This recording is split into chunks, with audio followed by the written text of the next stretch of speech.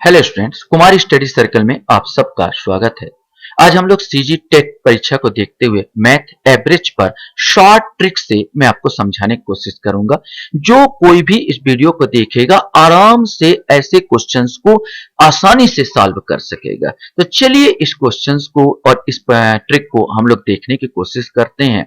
सबसे पहले यहाँ पर मैं आपको बताऊं, इस ट्रिक को तब अपनाना है जब समूह में कोई नया व्यक्ति शामिल हो जाए।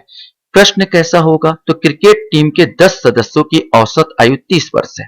उनके साथ कप्तान को शामिल कर लेने पर औसत आयु 1 वर्ष बढ़ जाती। कप्तान की आयु ज्ञात कीजिए।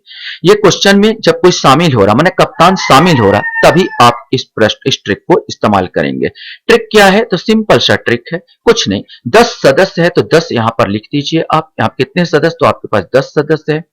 औसत आयु इनकी कितनी है? तो औसत आयु नो डाउट यहां पर आपका 30 वर्ष। औसत आयु यहां पर 30 वर्ष यहां पर लिखा है। औसत आयु यहां पर 30 वर्ष है।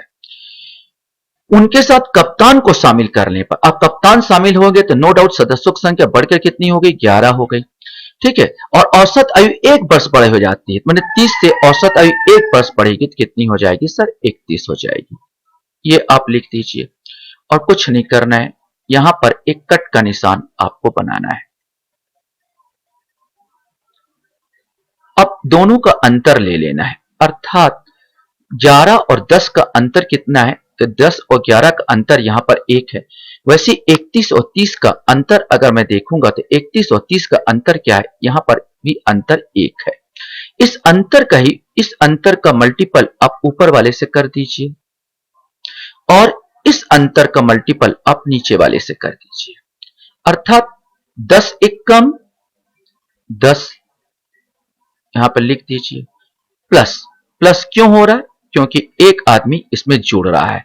और 31 एक कम 31, बस अब यहां पर आप जोड़ दीजिए तो आंसर कितना आ जाएगा? 31 और 10 कितना हो जाएगा?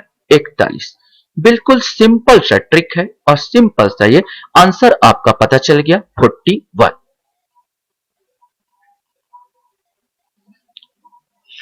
ठीक ऐसे ही एक और क्वेश्चन लेते हैं, लेकिन हेडिंग देखिए, जब समूह में एक व्यक्ति निकल जाए।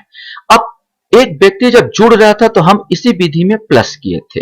अब जब एक समूह में एक व्यक्ति निकल जाएगा तो विधि यही होगा, बस क्या करना है, इसमें हमको प्लस की जगह हमको माइनस करना है। अब सजा दीजिए। एक परिवार में 10 व्यक्ति रहते हैं जिनकी औसत आयु 28 वर्ष है, तो आप यहां पर 10 लिखिए और जिनकी औसत आयु आपने बताया कितना है? 28, तो आप यहां पर 28 कर दीजिए, कुछ नहीं। अब यहां पर बोला एक व्यक्ति नौकरी पर चला गया, माने एक व्यक्ति निकल गया तो 10 में से एक निकल गया तो कितने आ गए सर? यहां पर 9 आ गए, है ना।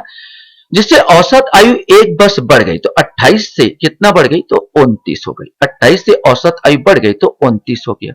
पहले विधि के अनुसार ही हमको काम करना है। यहां पर एक क्रॉस का चिन्ह आपको बनाना है और दोनों का अंतर ले लेना है। 10 और 9 का जो अंतर आएगा, नो डाउट यहां भी आपका 1 आएगा। और 29 और 28 का अगर अंतर में लेने की कोशिश करूं तो इसका अंतर भी आएगा सर 1 ही आएगा। दोनों का अंतर 1 आएगा। ज्यादा आएगा तो ज्यादा अंतर से मल्टीपल होगा। करना क्या है, इस अंतर का ऊपर वाले से मल्टीपल कर दीजिए और इस अंतर का नीचे वाले से मल्टीपल कीजिए। तो 29 एक कम आप यहां पर 29 लिख दीजिए। चूंकि यहां पर एक चीज ध्यान रखना, व्यक्ति बाहर निकल रहा है इसलिए यहां पर माइनस होगा। और इस अंतर का 10 एक कम 10 कर दीजिए और 29 में से 10 गया तो आपके पास आंसर क्या बचा? 19 आएगा। और यहां पर सही आंसर क्या हो जाएगा? 19। तो आंसर डी हो जाएगा। आसान सा ट्रिक, आसान सा चीजें जो आपसे बनता चला जाएगा। एक क्वेश्चन और है जिसमें आपको है, जब समूह में एक व्यक्ति के स्थान पर कोई नया व्यक्ति रख लिया जाए। 10 व्यक्ति था, एक व्यक्ति चला गया, दूसरा व्यक्ति आया, तो भाई उस व्यक्तियों में जो समूह में जो व्यक्ति कुल संख्या में कोई अंतर नहीं पड़ता। और ऐसे क्वेश्चन में अक्सर क्या होता है कि औसत नहीं बताता बल्कि किलोग्राम में पूछता है। मैंने एक व्यक्ति आया, दूसरा व्यक्ति आया तो उसके जगह दूसरा व्यक्ति की औसत में उस व्यक्ति का किलोग्राम बढ़ गया। जिसके क्वेश्चन में देख लीजिए कैसा क्वेश्चन पूछता है। देखो 10 व्यक्तियों के समूह में 60 किलोग्राम के एक व्यक्ति को हटाकर उसके स्थान पर एक दूसरा व्यक्ति रख लिया गया, जिससे औसत भार 1 किलोग्राम बढ़ गया, नया व्यक्ति का भार ज्ञात कीजिए। कुछ मत कीजिए, ऐसे क्वेश्चंस को एक ट्रिक निकालिए और इस ट्रिक का मैं आपको बताने की कोशिश करूंगा।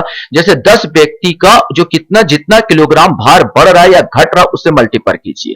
अब यहां औसत भार 1 किलोग्राम, तो कुल भार निकाल लीजिए। मतलब कुल भार कितना हो जाएगा, 10 में अगर एक औसत का अगर मल्टीपल किया तो कितना आया, 10 एक कम 10 ही आया, ये आपका कुल भार हो गया।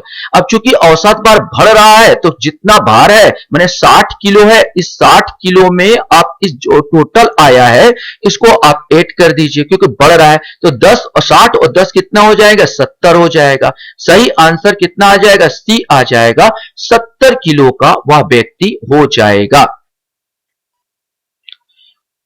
जैसे मैंने कहा कुल भार बस कर लीजिए 10 इंटू 1 10 हो जाएगा, अर्थात नए व्यक्ति का भार 60 धन 10 बराबर 70 केजी होगा। दूसरे क्वेश्चंस में और आपको समझ में आ जाएगा ऐसे क्वेश्चंस को बनाना कैसा है।